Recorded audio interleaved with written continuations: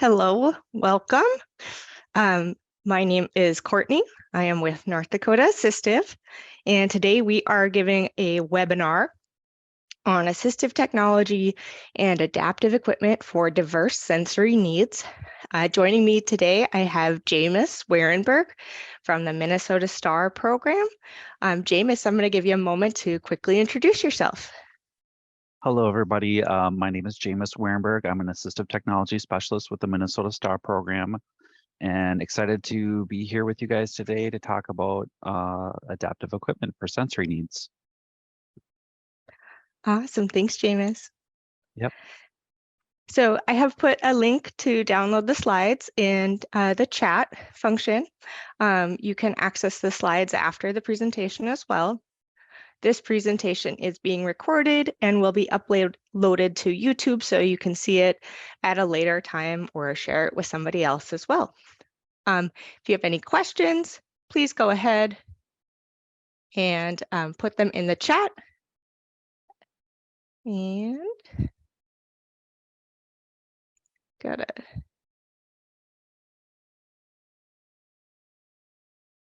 Okay, we are going to put those in the Q&A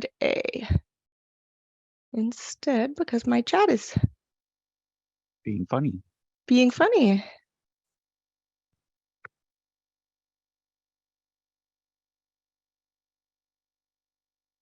Okay, here we go. I think that was a setting. So I will put that link back in there so you can actually see it.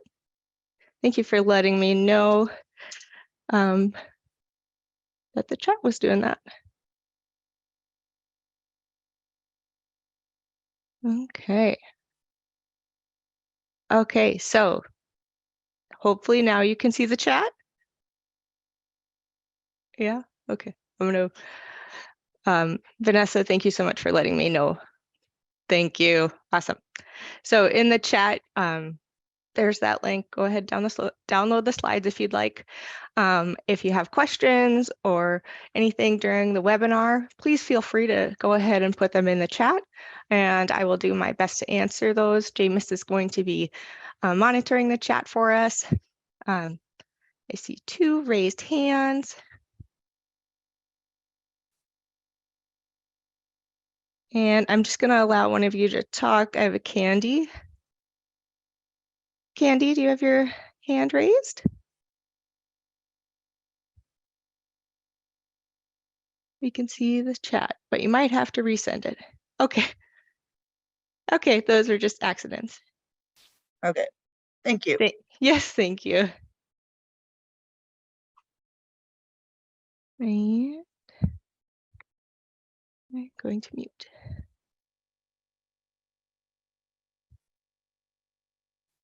All right. Putting in the chat one more time, and I'll do it again at the end. Yeah, great. Okay. So we are going to give you hopefully some good information about ways to support someone with a sensory processing difference. This information was reviewed by an OT that we have on staff at North Dakota Assistive, but neither James or I are occupational therapists. So please remember that this is not medical advice and that you should work with your own provider. So, okay. And that very OT, her name is Randon, she said this quote when we were talking about the webinar, and the quote is, "The world is sensory." And I just thought that was the perfect way to describe it. Our world is made up of sensory inputs. So on the screen, there's a picture of a globe in a person's hand. And I think that really encompasses that quote, "The world is sensory." So I'm just going to give you a quick intro to what sensory processing is. Again, just a quick little disclaimer, we're not sensory professionals. This information is not intended to be a substitute for professional medical advice or treatment.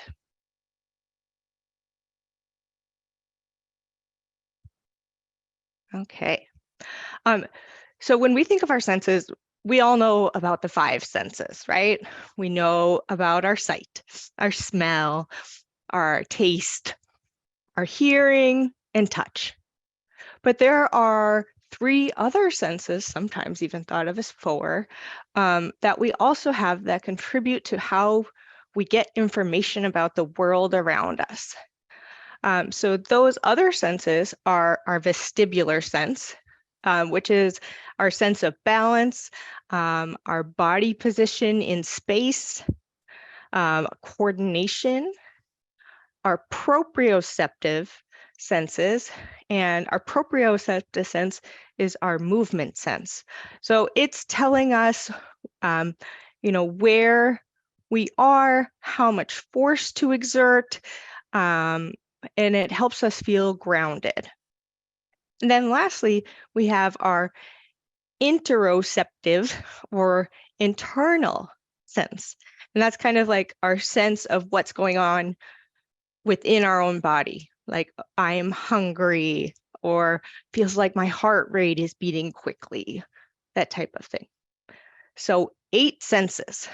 Each one of these senses contributes to how we perceive the world. So my sight is one of my senses, and it's giving me input. I see out my window a snowbank, and that's giving me input. My brain is interpreting what I see. I can smell my chapstick. I could taste it too if I wanted to. And those are ways that I'm getting information about the world.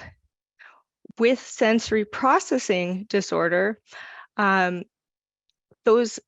information is not always being translated correctly.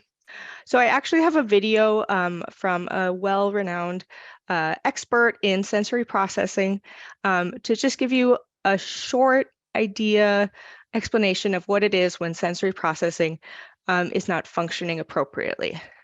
Hey, Courtney. Yes. I don't know about other people, but my screen is frozen on the intro to sensory processing slide. Have you moved forward from that? I haven't. Okay. Thank you. Just moved forward. Awesome. And there should be a YouTube video on the screen. Yep, you're good. Cool. Okay, so I am going to play this video. It's linked, and the title of the video is called "What is Sensory Processing?" It's from the Star Institute, which is a place in Colorado where they focus on sensory processing, and they do research, they do therapies, all that side of thing. Sensory processing is how our brains and nervous systems use what we sense to make sense of the world. If it's not working for us, the world feels disorganized, threatening, unpleasant, and unsafe. When sensory processing goes wrong, it can contribute to developmental delays, challenging behaviors, difficulties with social participation and attention. Disordered sensory processing can prevent us from ever feeling calm or safe. It can result in anxiety, disorganization, difficulties with coordination, and reduced participation. So for me, that video was really powerful in helping me understand just how important sensory processing is to our world and to our well-being. I grew up with a sibling with sensory processing disorder, and it was always tried to be explained to me, we can't go into this type of situation. It's just too much. We have to choose to do a different activity, or we need to adapt. But even though I have all those years of experience with the sibling with that, I never quite understood just how deeply that sensory processing disorder has impacted anxiety levels, ability to feel calm and safe. Is just, it really blew my mind watching this and researching for this presentation.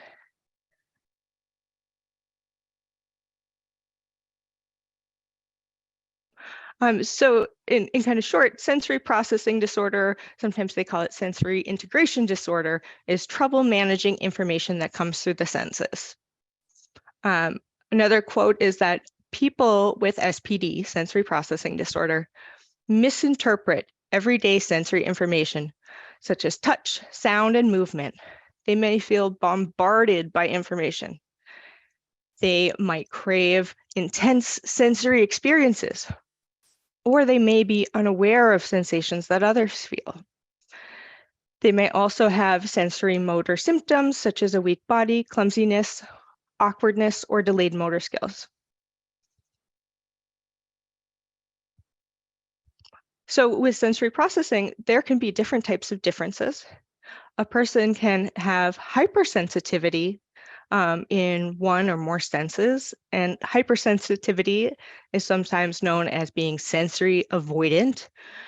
Folks might call this person oversensitive. Some examples of behaviors of someone who might be experiencing hypersensitivity would be that they want to avoid loud noises, bright lights, all that stimulation. They might not like tags on their clothing or textures of clothing. They might strongly dislike crowded spaces, heat, might not like trying new foods. On the other side is hyposensitivity, or those that are sensory seeking. And so these are folks that want to touch things, they want to squeeze things, they want to be tightly hugged, play rough. They might not know they're playing too rough, and they might have a very high pain tolerance. Now, a person can have both hyper and hyposensitivity in one or more senses. So they might be hypersensitive, say, to sound, but hyposensitive to proprioception. I gotta take a drink, I'm thirsty already. And their experiences with sensory processing disorder might not be as intense in all circumstances. So if they're feeling well-regulated, grounded, their routine is on, going to a crowded place for a little while might be okay for them.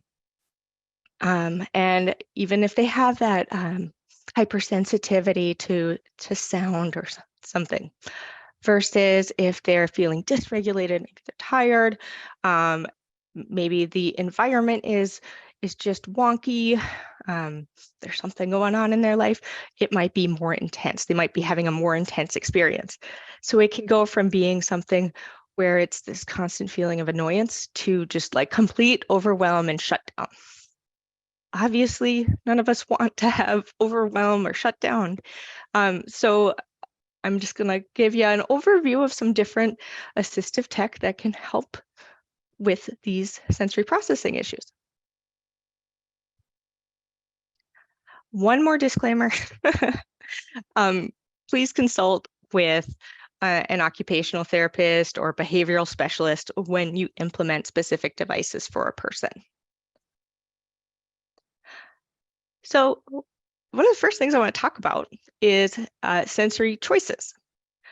So if a person is starting to experience that they know they're getting to overwhelm, or maybe they are at overwhelm, they might not always be able to express what they need.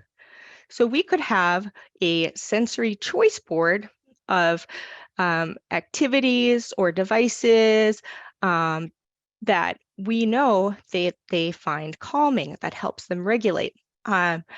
So on the left side of the screen is a sensory choice board. It's actually just a piece of paper, and it has 9 squares, and there are little squares that you can Velcro to it. So you can take them on and off. So it could be your choices that are appropriate for that person. And there on that board, we have different sensory activities or devices that they might like. So they might like the brush or Play-Doh, or maybe they want to jump on a trampoline. So those are some of the different choices on that board. And then on the right side of the screen is what's called a sensory schedule. So this might be the child's person's choices of what sensory activities that they think they need in that moment. And they're going to select from that sensory board maybe and put it over on their schedule. And they say, first, I want to bounce on the ball. Then I want to do jumping jacks. And then I'm going to walk. And then maybe, hopefully, I'll be able to transition back into that activity that I need to be doing right now. So these are just DIY items. I was at a conference actually with Jameis and Tobii Dynavox, which is a communication device manufacturer. They had a session with Easter seals where we were able to create these sensory choice boards.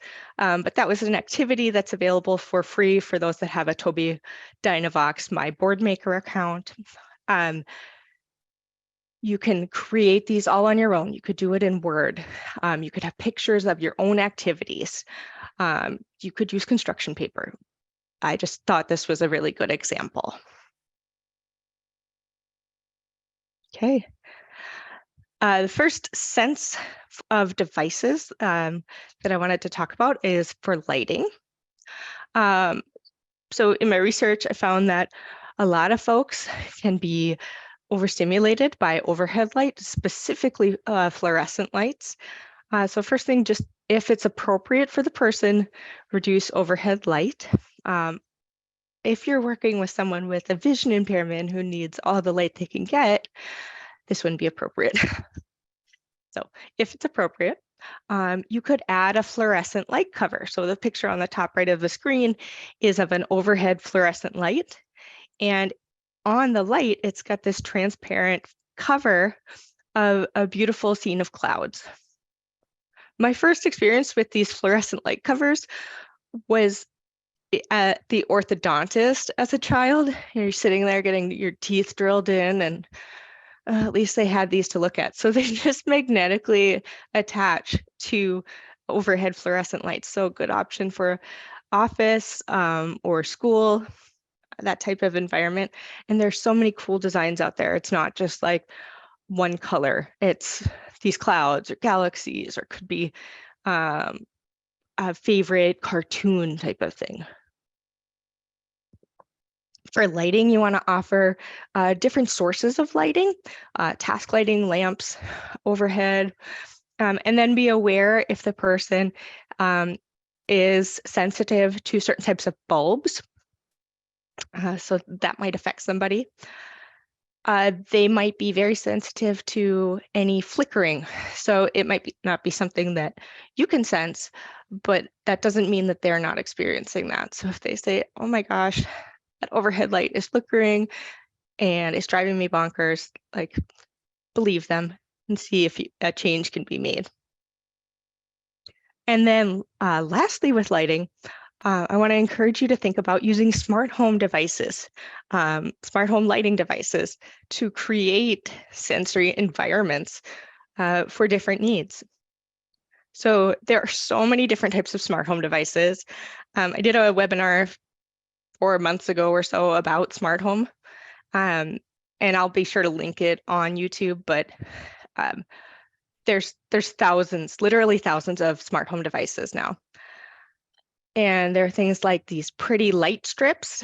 So the picture in the bottom right is of like this cool, very chic kind of office where they have, it almost kind of looks like a chemical structure, fluorescent light strips that are very pretty, and they're calming, and they're like turquoise and blue and orange and pink. And those are from a company called Govee, and they make a ton of different smart lights. There are a lot of different manufacturers for smart lights, but you can do things like those cool, kind of artful pieces. It could be something where you just plug a smart plug into the wall and then plug your lamp into it to make it a smart lamp. You could do smart light strips, overhead light switches, light bulbs. So lots of different options. There are cool ones that have like pretty colors that can rotate. So if that's a calming thing for a person, consider creating different scenes of smart home lighting solutions.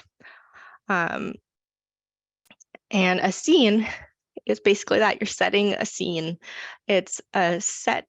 Basically, when you initiate a scene, it will adjust all of the lights to whatever your desired, say, color, temperature, brightness is.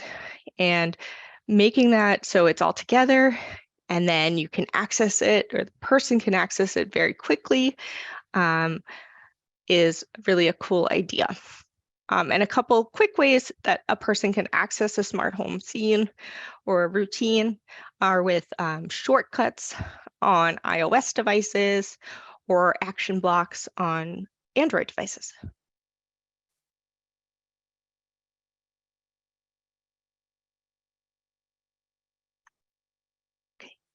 Other things for visual stimulation, we can think of fiber optic lights, those long tubes where they're glowy and things like that. Cool projectors. You can find a bunch on Amazon. In the bottom center of the screen, it is a picture of a living room where they have a galaxy type projector lighting up the whole ceiling and the walls. There are lots of different ones. You can do bubble tubes, which most folks are familiar with. There are DIY versions of things you can make, like bubble tubes or glitter tubes. You could do bubbles, lava lamps. You could do fairy curtain lights, which is a different term for me, but it's basically hanging Christmas lights, like lines of hanging Christmas lights that are pretty colors. Mirrors are good for visual stimulation. You could do like fun house mirrors. So on the right side of the screen is a little girl standing in front of, it's called a convex acrylic bubble mirror. And she's smiling, and it's a large square mirror with 9 smaller convex brown mirrors inside of it, and it's reflecting at her and distorting her image. So just lots of cool things out there for visual stimulation. You could do multiples, just whatever is appropriate. There are also apps that can help if you're in a place maybe where you don't have like your sensory bubble tubes, or you don't have your sensory lights. There's some cool apps out there, a lot of ones that are free. There are some that are Switch accessible too. One that I found that I thought was really cool was this fluid simulation app. So the left side of the screen is a screenshot of an iPad in this fluid simulation. It's very dark, and then when you touch the screen, bursts of colorful light come through in swirling patterns.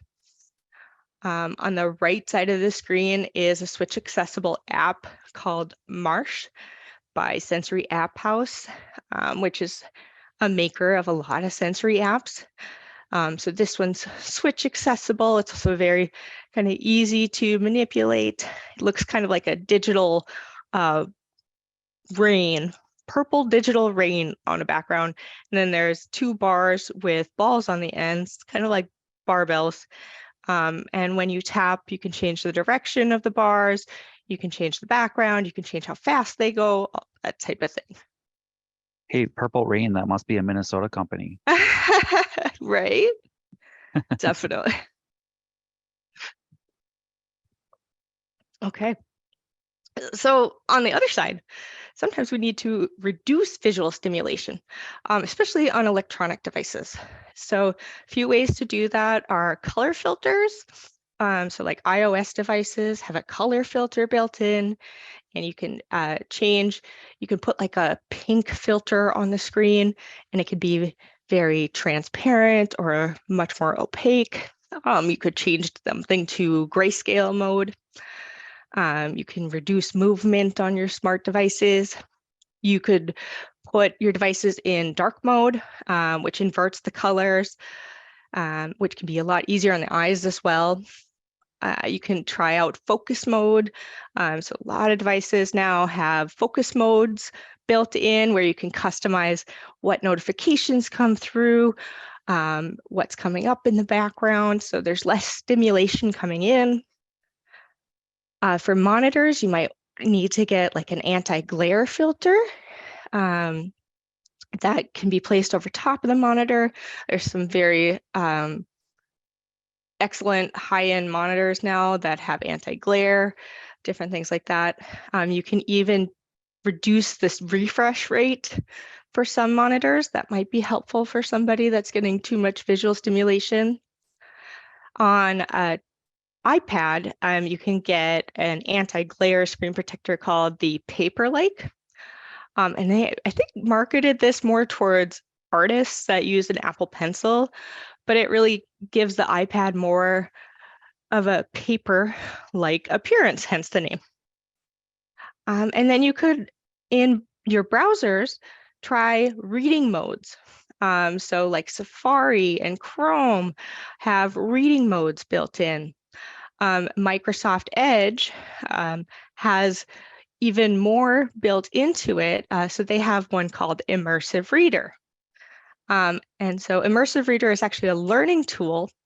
And I just advanced a slide to show you a before and after of what the same article looks like once I have turned on Immersive Reader. So on the left side of the screen is this article that I accessed on Psychology Today called Sensory Processing Disorder. Like most things on the internet, there's always stuff going on the sides. There's advertisements, there's pictures. This one fortunately doesn't have like a lot of moving things like those refreshing ads that are really annoying. But then on the right side of the screen, what I've done is turned on Immersive Reader just by going into the Edge address bar up top. It's very simple and it's free. And then I've set up some different preferences in Immersive Reader. So I have it first and foremost in a simplified reading mode, which what that does is it takes away the visual clutter, the excess, those moving parts that are very stimulating. And it's really brought that article down to just its core. And you can change the text size, the background color, the font, that type of thing. And then I've also turned on something called line focus. And what line focus does is it will blur out or make opaque, really kind of put a curtain over the parts of the screen that you're not reading on. And it'll follow as you're scrolling down or up through an article. So the image on the right side is of Immersive Reader turned on, and it has that line focus turned on. So there's only 3 lines of text that are apparent that you can read. The text is on a white background, black text, and a sans serif font. It just is a much less stimulating reading environment. Courtney, I'm going to interject here and just also talk about Beeline Reader, which is an app or an extension that you can download that is similar to what you've described here with the Immersive Reader. The only difference is that it adds a little bit of a color gradient to the text so that you can kind of read across the text and it will go from like black to blue at the end of the sentence. And then as you transition to the next sentence, it'll be blue again. So you can kind of connect the dots and follow the color to make it easier to read a paragraph of black text. Thank you, Amy. I was just going to do that. I was going to add that in there as well into the chat for a little, so you guys can take a look at it. Perfect. Thanks, Jameis. Yeah, Beeline Reader is a great extension, and it's available also as an app add-on for Safari. So you can use it on an iPhone. Another thing about the line focus. So if you're reading a textbook or just a printed material, there are lots of low-tech, inexpensive filters you can put on printed materials so that you can have like a color filter, or it can be a line focus where it's really blacking out most of the text other than those few lines you're trying to concentrate on. I am moving on to smell. Smell is a really powerful sense, and it's very linked to our emotions and our emotional memories. So somebody could encounter a smell that could bring up a very traumatic memory for them. It's just really interesting how our sense of smell works and how it's tied to that emotion. Just some different strategies to think about is if you need to have a fragrance-free environment, increasing airflow, opening windows. It might be appropriate for aromatherapy. So you could have an essential oil diffuser for somebody. So I just have a picture of essential oil diffuser on the screen. They make little rollers that kind of look like roll-on perfume. You can pop it in your bag. I have a little satchel of lavender that I was gifted here that I'm holding. And it's a very calming smell, and it's just kind of a nice little thing. So that could be something else to consider. And you could also try peppermint gum is a strategy because it's very strong and can help if you're if you can't leave that type of situation. A few more strategies for smell.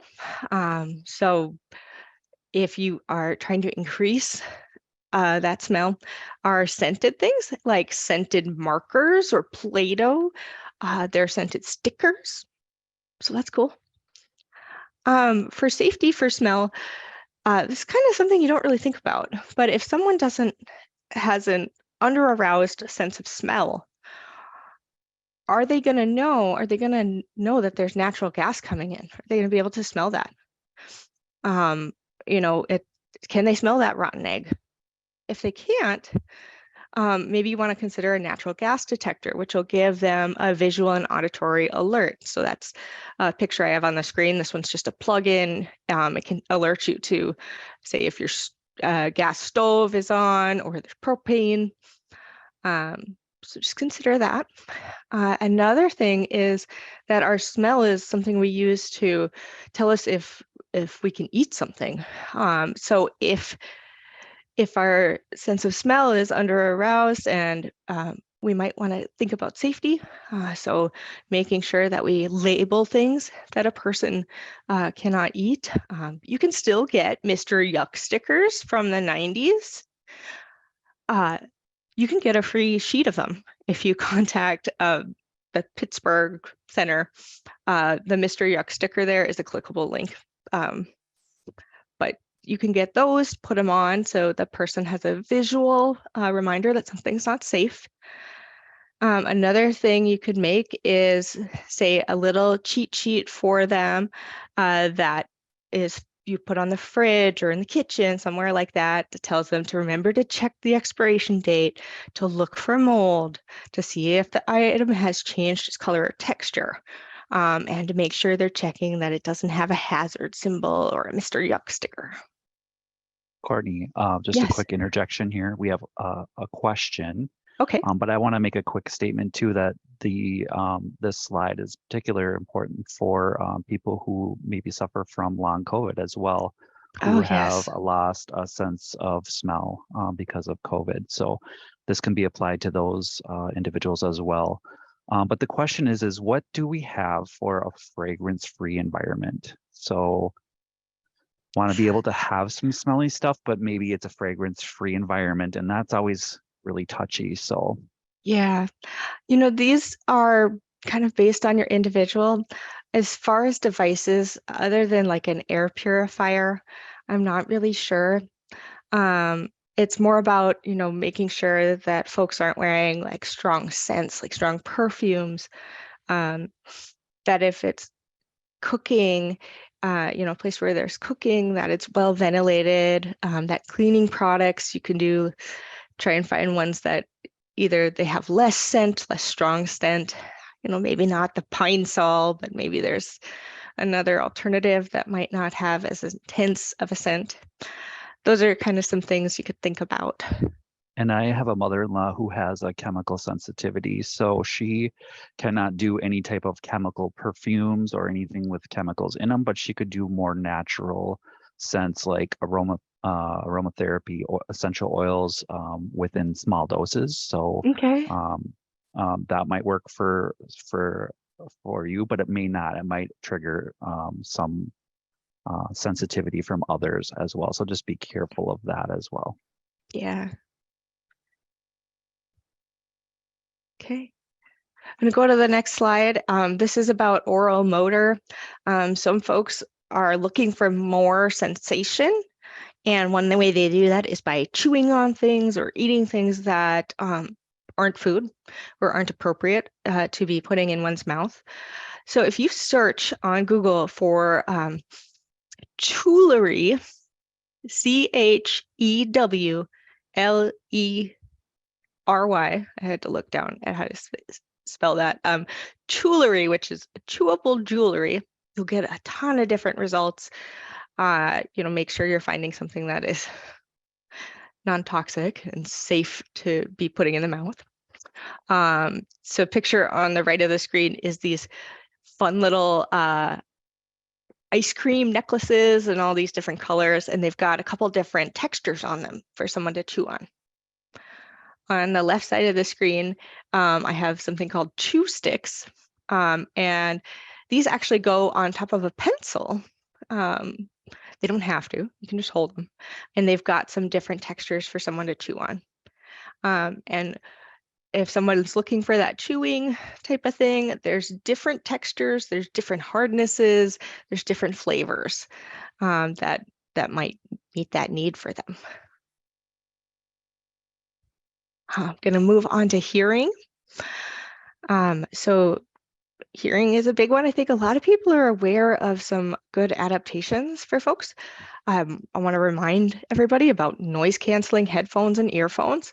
You can go to the hardware store and get noise canceling pair of over-the-ear headphones. But there's great ones online. You can spend $400 on some Bose noise canceling headphones. You do what's right for you. But that's a good option for some folks if they need less, or maybe they need to listen to their music more. And you want to make sure they have a good headphones for that, so it's not escaping to distract others. You could consider earplugs to reduce sounds. And earplugs, because of like the rave and EDM scene, have become like a thing. It's cool. This is the folks in that scene are starting to protect their ears a lot more so they don't end up like with hearing loss like me, because I used to like to stand in front of the speakers. So like a side bonus of that is that now there's all these really cool earplugs, and you can have them into like jewelry, and there's different levels of earplugs. So on the screen, kind of at the bottom on the left, I have Loop Engage earplugs. So Loop is a company that makes earplugs, and their earplugs all have a little loop or like a ring on them. So you can set them in your ear and easily pull them out. And there's tons of different jewelry things you can add to these. If you look on Etsy or places like that, you can look for earring holders for loop earplugs. You could also search for earplug earrings or earplug necklaces. So lots of different things. There's some very pretty ones. So at the bottom of the screen is just an example of a person that's got a loop earplug. It's gold and it's in their ear, but it's attached to via this delicate chain to a hoop earring. It's got a little bumblebee hanging off of it. So it's kind of like a fashion thing too. This particular type of loop earplugs are meant for somebody with a sound sensitivity. So it's meant to reduce background noise while still allowing you to hear voices. So that's pretty cool. The calmer earplugs are kind of the same type of idea. The calmer earplugs, which are at the top right of the screen, they're kind of like a cone that's been squished a little bit to go into your ear, but it's hollow on the inside to allow sound to come through. But it's supposed to like shape your eardrum so you don't have so much of the background sounds. Pretty cool. For hearing or auditory, you can create custom playlists on whatever music streaming app you might like. Also consider like background sounds or white noise machines and apps. You got the basic white noise machine that's been around for a long time, and those can work great. iPhones now have iOS background sounds built in. They're free. There's like 5 different sounds like white noise, ocean, bright noise, dark noise, and rain, I think. And those can play even while you have music playing on your iPhone. You could consider an app like Noisily or Better Sleep. Both of those have basic and paid versions, and they allow you to create your own customized like background sounds. So on the right of the screen, I have the Better Sleep app, and you can have like 15 different sounds going at the same time, all at different levels. So it could be brown noise combined with a river sound and a fireplace crackling. So you can combine them, decide how much of each sound you'd like. So those are that's the Better Sleep app. Noisily is another one, and Noisily is Noisli. And that one's primarily a browser app, but I do believe they have smartphone versions as well. And with both of those, you can create those customized sounds and save them for later. So depending on if you're trying to calm or you're trying to arouse, you can have different playlists. Okay, and then for touch and proprioception, clothing is a big deal. I think most folks are aware of that.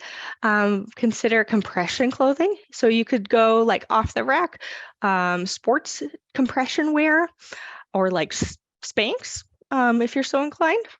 You could also search for compression clothing for autism. And now there's lots of different manufacturers, there's makers. Couple ones that I found that were really well reviewed. Cozy clothes. So that's the center picture on the screen. It's just 3 different colored t-shirts with a white interior. They're reversible. They're very soft, but they actually are like a double compression layer, and they don't have tags. There's another company called Calm Care. So on the right, there's a young lady in a Calm Care bodysuit that goes halfway down her bicep and halfway down her thigh. And it's just a compression bodysuit. Could be a compression top or a bottom or both. There are even like vests and jackets that can be inflated to provide compression only when needed. There's weighted clothing you can try. There's weighted jewelry. If clothing sensitivity is a thing, check that the armhole, the arm opening is wide enough, and that it's not got any weird seams or itchiness. You could also consider cooling clothing. If you have someone who gets overheated and that causes an adverse sensory reaction. So, at places like Shields, sportswear, they have a lot of different cooling clothing, or like outdoor workers, cooling clothing, those frog towels that you get wet. And then they work via evaporative cooling. They're really big in like the hiking, camping realm, but they don't actually get you wet, but they can cool you down. reusable type of thing. And then consider shoes. So if you have somebody that's getting too much sensation when you're trying to put their shoes on, maybe there's some adaptive shoes that would be a better solution for them. So at the bottom of the screen, I have a pretty fuchsia sneaker, and it's got laces, but it also has a zipper that goes all the way from the ankle down and around to the opposite toe. So you can zip that shoe on. They're not getting all that weird foot compression. You know how awkward that can be sometimes. Courtney, I'm just going to quickly interject too, and just I know that there's a few other companies, bigger companies out there like Tommy Hilfiger that are also promoting sensory-friendly clothing, as well as Target, Kohl's, and JCPenney I'm aware of. Yes. Also, Nike is creating step-in shoes that are really easy to get on in and out of with slippery materials. So cool. Thank you so much. Yeah, I love that that's just becoming part of the everyday commerce and mainstream. I love that. Yeah. Also for touch, you just moving on to the next slide, thinking about small portable handheld items. I think a lot of folks are familiar with most of these things. You could try a koosh ball. I have had this koosh ball since 3rd grade. I'm not going to tell you how many years that is, but you could try a koosh ball. You could try a therapy brush that provides some deep stimulation. They're very inexpensive on Amazon, so that's the top picture on the screen. It's just a little lightweight, kind of looks like a nail brush with very fine bristles.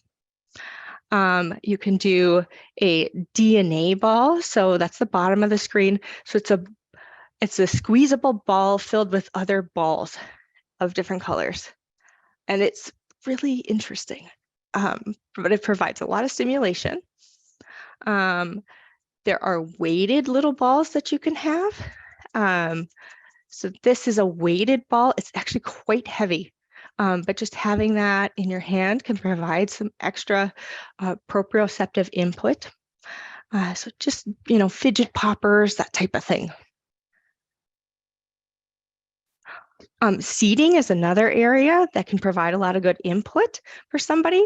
So of course you can do an exercise ball or like a rocker chair. This is a cushion. It's basically like a mini exercise ball disc that I'm holding up, and it's got 2 sides. One is fairly flat, but it's just got a little bit of a little bit of texture on it. And the other side has a lot more texture, provides a lot more input. This is called a balanced disc.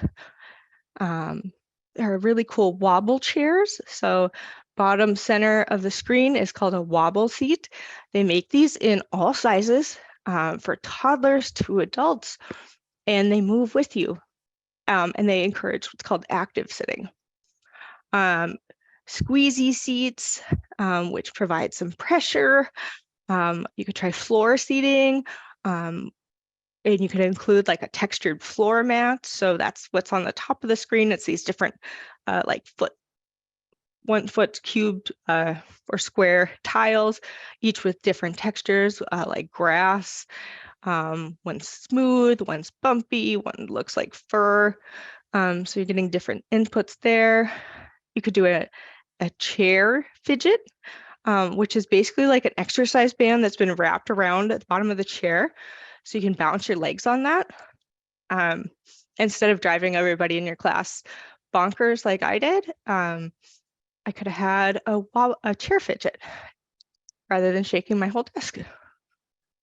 So just some different ideas. There's lots of cool DIY ideas out there. I put a link to an article, 6 low-cost ways to create a sensory-friendly chair. So check that out. And then our need for adaptive seating doesn't end when we leave school. Personally, this is my wobble disc. this is my balance disc. I also have a big exercise ball I sit on. And I have my wobble disc at the office and I put it on my chair. And if I need a little bit more input, I put it on the pointy side. There's also active seats, they're sometimes called, or active stools that allow you to lean forward without like cracking the legs of the device. They're meant to move with you. You could try a kneeling chair. So bottom left picture is of a kneeling chair. It's a person sitting in it. So their pelvis is kind of at an angle pointed down, about 45 degrees, I think. I can't remember my angles. And then they're actually kind of leaning on their knees and they can rock back and forth. There's different positions you can sit in that. Some deep pressure items are on the next slide. So these really provide a lot for those folks that are sensory seeking. So compression items, weighted items. There's like these cocoons that you can get. There's blankets. There's weighted lap pads. There are weighted stuffed animals. I was in Disney World not that long ago and picked up a stuffed animal and it was weighted. That was so cool. So, stuffed animals, they're becoming more mainstream. So you can have that, something with a little bit more weight. There are compression bed sheets that provide like a cocoon-like feeling. There's bigger items as well, like a squeeze roller. So there's a little boy pictured on the screen, and he's going in between these squeeze rollers. So there's like 2 tubes on top, they're padded, and then there's a couple on the bottom, and he's squeezing through them and getting a lot of good input to his body as he's doing that. You could try foam rollers too, exercise bands, mini trampolines, these big bouncy balls that have handles. So on the right side of the screen, there's 2 kids and they're each on these bouncy balls that have handles. Super fun, good exercise, and good deep pressure input. Courtney, I just Or want swings. you to be aware that we have about 8 minutes left. Thank you. Thank you. Yes, I never go as fast as I should. For sleeping, another area to consider, a lot of the same things we talked about already, like the compression items. You can do compression bed sheets where they have like little cocoons that you can get. So center picture here is of a woman in a cocoon. This company calls them sleep pods. So she is all snuggled up, completely encased. Her body is completely encased in this like jersey-like fabric that's giving her a little squeeze. You can do weighted blankets, of course, essential oil diffusers for smells, wake up lights. If you have somebody that you need to give more stimulation to in the morning because it's hard for them to get up. So those are like sunrise emulator lamps. If you look for those, there's $30 options and $300 options. So that's on the top right of the screen of a picture of the Philips sunrise lamp, and it's round and then it gradually brightens to a daylight glow as the alarm is going off. Also consider things like blackout curtains or eye masks. There are weighted eye masks, also ones that offer scented or aromatherapy benefits. So consider an eye mask. Okay, so those are some items in general. One other quick area I wanted to talk about is about transitioning, because transitioning can be exceptionally hard for folks with sensory processing disorders.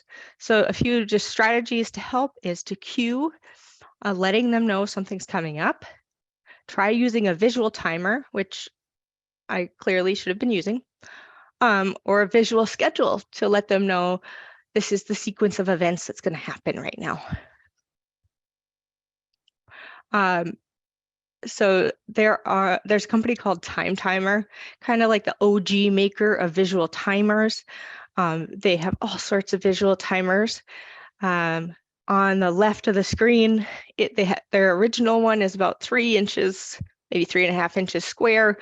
It's a 60-minute timer, and then as time goes by, when you turn on the time, it'll highlight the whole thing red, and then as time goes by, that red disappears.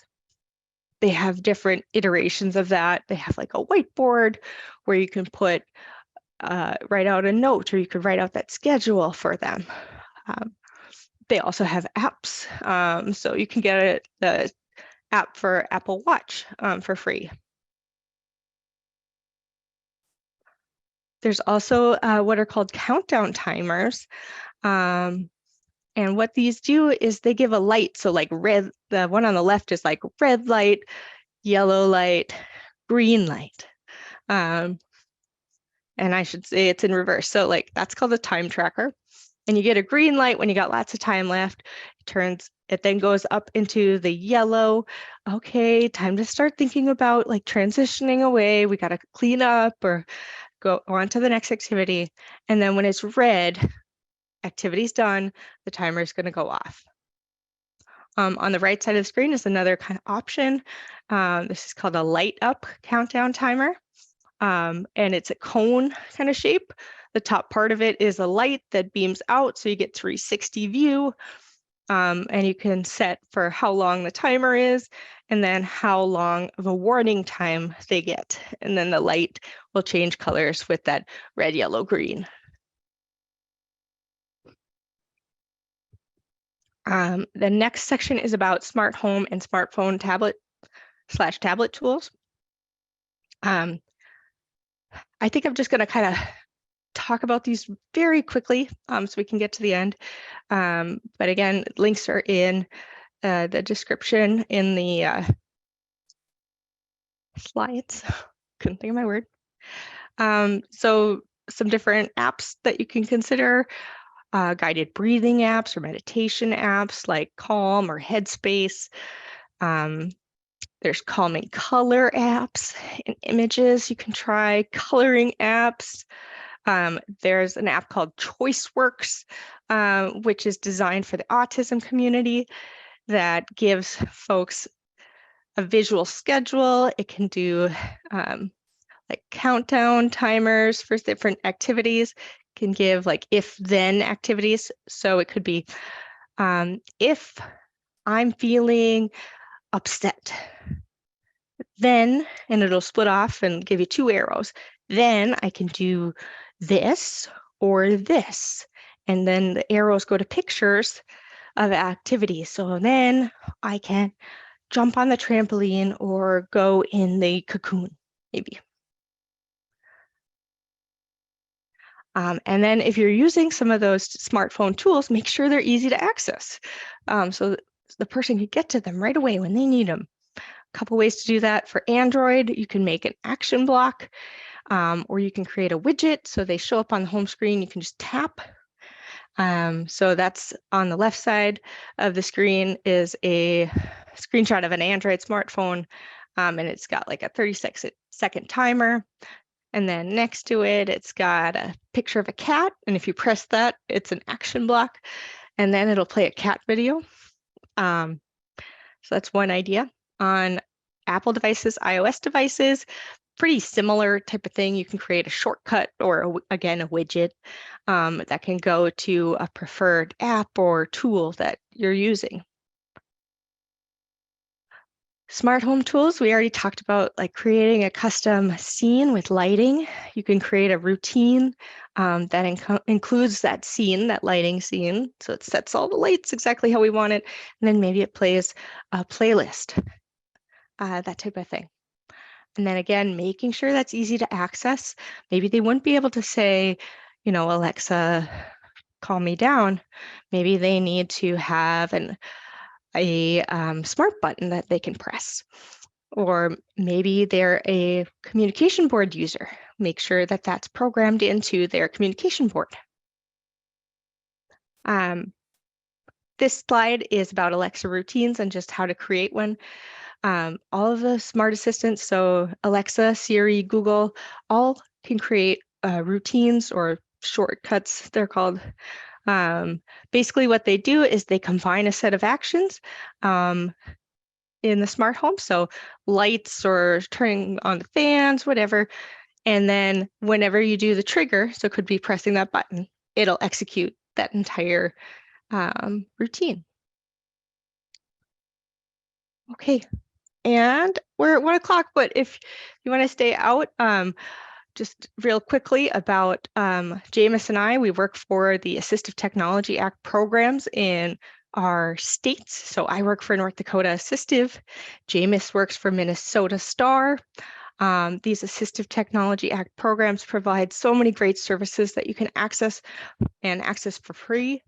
One of those is that you can access our short-term loan programs. So you can try devices before you buy it or trial it with your client. So you can do that by accessing our websites for short-term loans. So for North Dakota, it's nd.at4all.com. And in Minnesota, it's mn.at4all.com.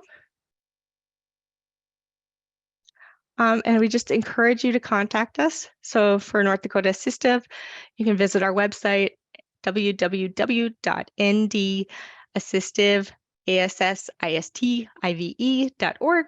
Call us at 800-895-4728. We do free demonstrations. We'll answer your questions, do those short-term equipment trials, help you figure out what might work for you.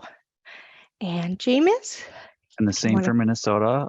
We have our website listed as well as our lending library website and our contact information. We also do loans and demos. I think it's important to note, Courtney, that we work together. Yes. We're kind of a unique situation where we get to work together as two states working as one. And that's to help, kind of our Northwest residents of Minnesota, where it's really remote, be able to have access to technology. So we partner with North Dakota, which is why we're partnering with this presentation today. So thank you so much, Courtney, for putting this together. And thank you everybody for coming. Thank you everyone for coming. If you have any questions, we're kind of at the end, but feel free to put them in the chat or you can email me. Otherwise, we hope to see you at our next webinar. Courtney, there is a question about a certificate of attendance. You will give that out to people if they request it, correct? Yes. And how would you like them to do that? I will email certificates of attendance out to everyone who stayed the duration of the webinar. Okay. Okay. So check your email. Give me till next Monday, but it should be in there. It might show up in your junk. So.